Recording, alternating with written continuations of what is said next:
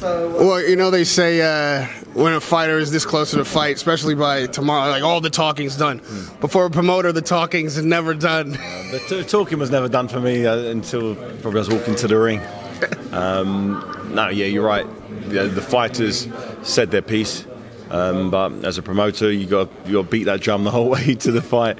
And luckily for us, myself and Eddie Hearn, this fight doesn't really need that much promotion. You know, the first fight truly sells the second fight. Anybody who even saw the highlights of Chisora Whyte 1 will realise that this is going to be an epic battle. This is going to be two warriors who locked horns 2 years ago, and they're going to do it again. And they're both fitter, they're both more experienced. There's going to be a higher punch output, and there's a lot more on the line. There's as you said, the carrot of Anthony Joshua potentially in April. So both fighters won't fight any harder with that being a carrot. They're going to fight as hard as they can do, even if they were just in a park with no one watching them. They're them type of fighters. And I'm just fortunate that, you know, Dereck Chisora, working with him, that he's taken on board a lot of the nutritional, a lot of the physical advice I could bestow over to him, because, you know, in the past I don't believe he's ever been in peak condition. I don't believe he's been 12 round fit. This time round, he is. You know, I think this is the first. Sounds crazy. It's like the first time he's actually been ready for a boxing match. It sounds crazy. He's genuinely ready for it. I don't think he ever has been. Just because you can run a marathon with doing no training doesn't mean you should. Exactly. What you're going to do is get a crap time. You're going to get injured, and you're not going to want to do it again. And it's just not. Particularly in boxing, you get punched in the head. But, you know, if you train for a marathon, you're going to get good times. You're not going to get injured. Especially if you're like Nigerian. Yeah, exactly.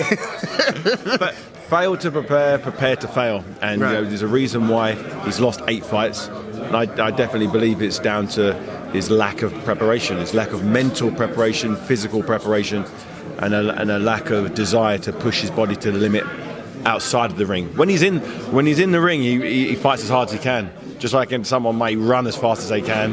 Who cares?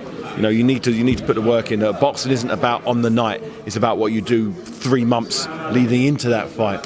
And I think the penny's dropped with him now. You know, if he's victorious on Saturday night, even moving forward, you know, I think he'll be doing more than he did this time. He's done way more than he's ever done before, but I think there will be more to do. He'll be looking for those little marginal gains. How can I get fitter? How can I get better? How can I get stronger? How can I, you know, work on my head movement, work on his punch sequence? I need to do it more and more, because he should see the benefits on Saturday night. Success makes you buy in. It does. He said something up here during the presser that caught my attention. He described the emotions he went through, or he goes through, right before the big fight happens. The buffer voice, the music, the panic moment of what am I doing, or all of that. That was so funny. But it occurred to me because you said, I know exactly what he's talking about. And most, like Eddie Hearn can't say that, Bob Arum can't say that, Al Heyman can't say, I know exactly what he's talking about, and you can. So, in that moment, what is it that you say or would say to Chisora right before he hits that aisle and the lights come on and he's actually walking out? The only times I've ever had that, oh shit, fucking hell, here we go, it's happening, has been when things have gone really badly in training. When I've had an injury, or I haven't been able to do as much sparring, or that's the only time I've ever thought, fuck, you know, I'm going out there in front of all these people, millions of people, this is going to be on the record, and I know I could have done more in the gym. But there's been other times when everything's gone well, when I've been in great shape, and I know I've paid the price, and it's gone real smooth, that I hear that voice, and I'm like, here we go, time to work. And I've been excited. It's been 2 very different vibes, and I can understand why Dereck had those feelings with the training camps he had leading into his prior fights, because he knows deep down he cut corners. He didn't do what he needed to do. You know, he was cheating himself. This time round, if there's ever a time for him to feel confident and not have that, what am I doing, is now. Because he's 12 round, but he's fought this guy before, not been fit at all, and he nearly won the fight. A lot of people thought he did win the fight. It's a very, very close fight. This time round, he's fighting the same guy again, but he's trained. like a professional athlete, like a professional boxer. And when he looks in the mirror, he sees something he's never seen before. He sees abdominal muscles. He'd never seen one of those before. He went, no, I can't get abs. I was like, if you strip all that, but I remember when we first came into camp, he was going, oh, you know. I was like, yeah, your whole body's going to change. He went, no, it won't. I said, it will. He went, no, it won't. I said, I guarantee you, when you step on the scales, you'll be able to see your abs. He went, whatever.